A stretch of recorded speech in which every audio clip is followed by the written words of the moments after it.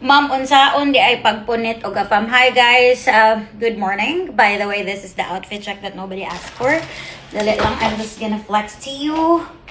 Okay, so yeah, tubagon ako na these are just the tips that I realized nga as someone nga nang hunting. Maingon jud ko nang hunting pero baliktad guys. Ako gid ilang ginahunting. Actually guys, mali, dili kita ang manghunting og afam kay sila gid ang nagapang-hunting sa kuan. Believe me when I say klase-klase ang afam sa kalibutan. Ayaw mo pagsatulan ninyo mga nakitaan sa dating app. Kung pwede, pag-invest mo sa inyong self, pag-invest mo og passport, panglaag mo para makapamili mo. Kay believe me when I say, ang afam nga naa sa Pilipinas, kasagaran sa lin.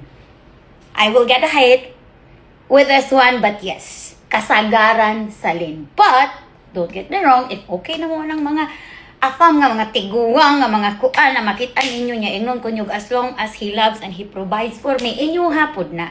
Pero girl, kung ikaw career woman ka, you have a life right now and gusto kag foreigner, ayaw isipang ang foreigner nga imong makita or ang foreigner nga makagusto sa imo nga mga tiguang lang kay girls. I don't know pila ka percentage of foreigner, I'm not good with mathematics, ang naa sa Southeast Asia just to find a wife. And guys, ang competition kaniha, ang competition is between Thai women and Filipino women. Believe me, gwapa gid ang mga Thai guys. Gwapa gid ang mga Thai, gwapa.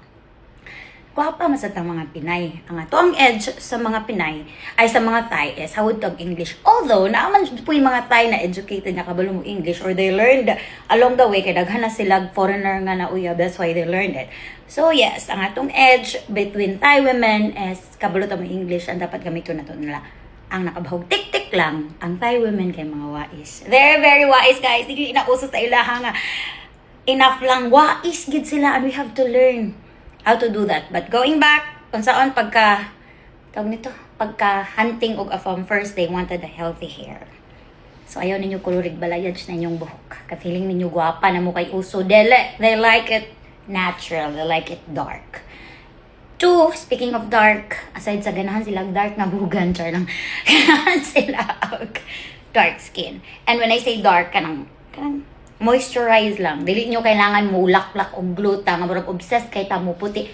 Yes, I know, beauty standards sa Pilipinas kay dapat puti ka, bababa. Pero kung foreigner bitaw ang imong market o kabaw pa sa imong sap na foreigner imong gusto, mas attracted sila sa dark skin.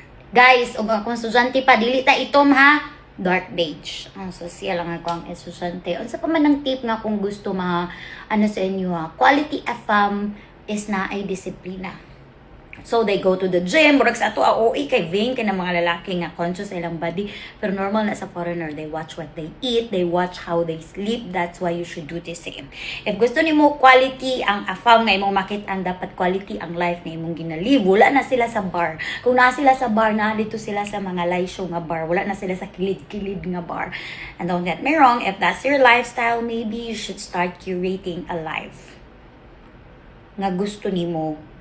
Gani, murag i-vision nimo ba nga, ganahan ba ko nga kung asa ko nagaadto diri pod na ko ma-meet ang ako ang partner. Okay? Next is have a life. Have a hobby. Kay ganahan ang afam ana. Don't get me wrong, ang mga afam dali ra kay na sila maibog. Kung maibog na sila sa imo, di na kana nila buhian, but kung di na pud na sila. Wala na yung pananghid. Murag walang explanation. Okay, I don't see this working. Bye. Na sila guys. Pero if gusto pa kanila, gusto jud pa kanila. That's why it's very important to have a life, not just for the foreigner to love you or to like you, but also for yourself and for your own sanity. Nga one, dili lang ka magsigig atong sa iya ha. And two, regardless if you will work or not, mag-work ba in the future, you still have the life. Okay? Next is be confident. Kanang dili sila ganahan og babae nga slouchy, dili sila ganahan. And also choose yourself and be selfish. Ayaw ka ng typical na maingon nga ambot sa mga Pilipina nurturing magutan normal sa tanga I will do this. Ayaw ang bahala mo og kamo basta kay ako dili na ko nabuhaton kay be there than that, dili, it will not keep a man. Guys, this is the last tip that I can give you. You can never keep a man if a man doesn't want to be kept. You don't have to do anything if the man likes you. So tip na pinaka-importante above all else, the tip that I gave you is love yourself.